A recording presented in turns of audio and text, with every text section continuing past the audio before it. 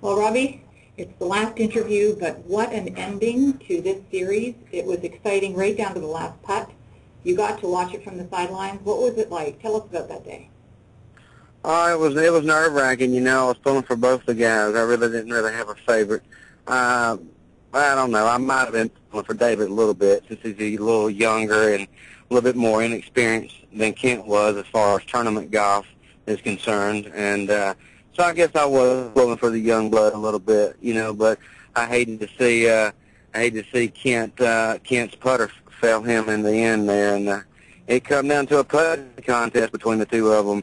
And I think kind of Kent gave it away in a sense with his putting. But it's a nerve-wracking situation, and nerves to get the best of you with the putter. Mm-hmm. Yeah, it was disappointing. I mentioned this to Carl, and I'd like to hear your thoughts on it. Kent is a grinder too. I mean, he started both Carl's challenge and last night's challenge, putting himself behind the 8 ball really quickly. But then something happens, and he just picks it up again. And, you can never give up on that guy because he doesn't give up on himself.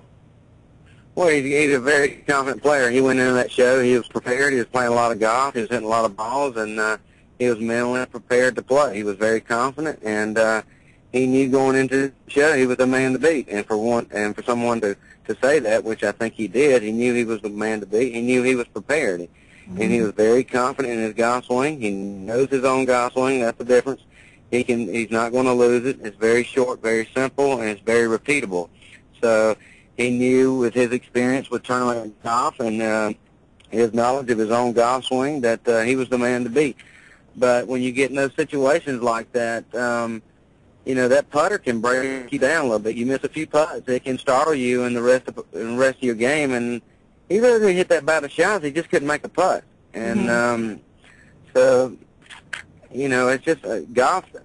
Putting is the most important part of the game. When you can ball strike it on that level, there's so many good players out here. But the difference in making a living playing golf is a short game. It's the ones that can get up and down and salvage par. So, and on the big break, you don't really have a chance to play 2 and 3 rounds of golf and come back and put a good round together to back up a bad round.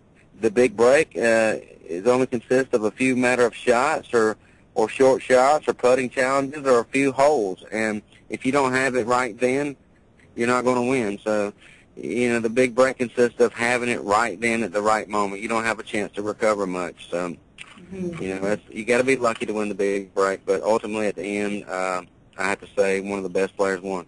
Yeah, certainly a guy with a lot of heart. So, we didn't get to see much of you guys on the sidelines watching this. I tell you that it was such a fast show. It was so hard to keep up with what's going on. It was they just edited it to get everything in an hour. I really thought it could have probably been a 2-hour show. But maybe you could tell me what was going on the sidelines. What were you guys talking about? Were there bets being made? Were any, were sides being taken? What was it like? Well, I don't know if there were any side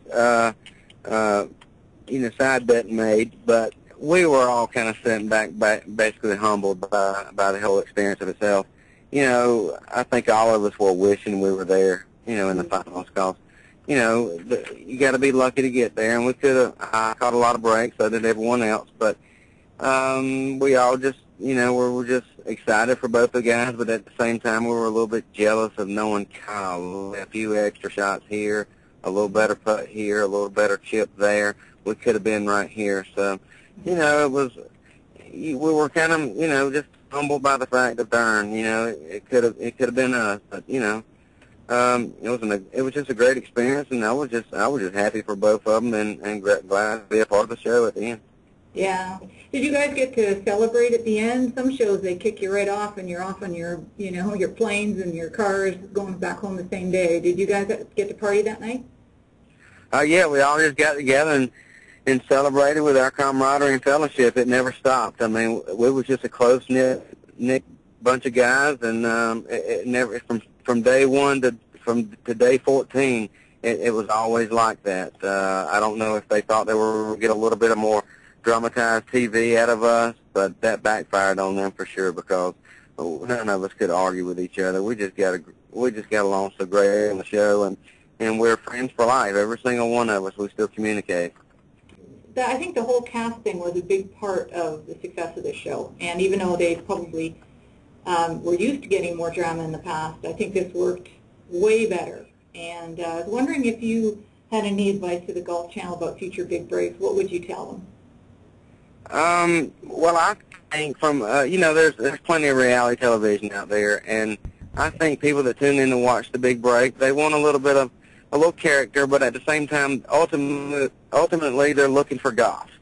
And, which, it's easy to criticize us for hitting bad shots on that show, but TV doesn't do any justice. Those shots are just so difficult because you have all that attention on you and all that pressure and all those cameras on you, and you really don't have much time to prepare. You don't have much time to practice in the beginning. People watching on television, they think that you can go to the range and hit as many balls as you want, play as many practice rounds as you want. It doesn't work that way. If you don't have it when you get there, you're not going to have the chance to find it. They don't give you a chance to go practice and work on it. So in my case, I was just searching, and I was trying to, that's why I got pressured up, is because I didn't have a chance to, when I started losing, I wanted to go to the range so bad I couldn't stand it.